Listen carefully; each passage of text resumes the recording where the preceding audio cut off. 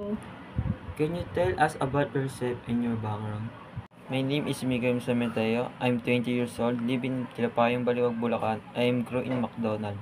Motivated you to apply for this position? I was motivated by the position because I work at McDonald's and I know what I had to do. What do you know about your company and our industry?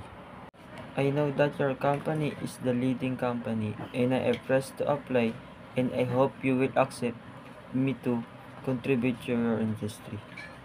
How do you handle challenging situations or conflict in the workplace? I will face this with confidence in myself so that I won't make mistake. Can you walk us through your relevant work experience and accomplishment? Now I'm studying as first year college student and I'm working at McDonald's. How do you stay updated with industry trends and developments? I stay updated on trends because of what I see on social media. What skill or qualities do you think are most important for this role? We need someone who is good at talking and being friendly to customers. How do you prioritize and manage your workload? To manage my workload, I'm comfortable multitasking and adapting to changing priorities. Can you provide an example of a successful project you completed and your role in it? Right now, I can give an example of successful I maintenance at McDonald's and I can apply it your company. How do you handle feedback and criticism? I will face this with courage and confidence in myself. How do you consider your greatest strength and weaknesses? My strength is that I can handle it when I do something wrong, but I'm blamed from it. I defend myself. My weakness is that I'm not yet used to talking to many people.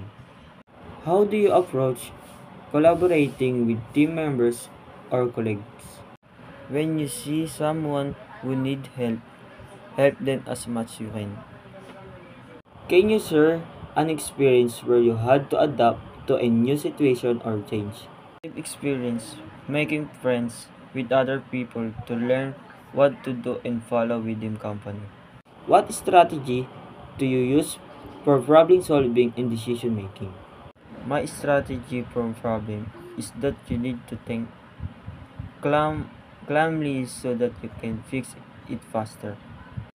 How do you ensure attention to details and accuracy in your work? I'm careful with my work because I don't want to damage the company. Can you describe a time when you had to meet a tight deadline? How do you manage it? Focusing on your ability to prioritize, manage your time effectively, and work well under pressure. How do you handle stressful situations or high pressure environments? You need to stay calm at all times because if you get carried away, you want to be able to overcome it. What are your long-term career goals and how does this position fit into them? I need to follow the rules so that I don't make mistakes and I can help achieve our goals. Can you discuss a time when you had to take initiative or to show leadership? If I know someone is doing something wrong, I will lead them to correct it. Do you have any question for us about the company of the role? None.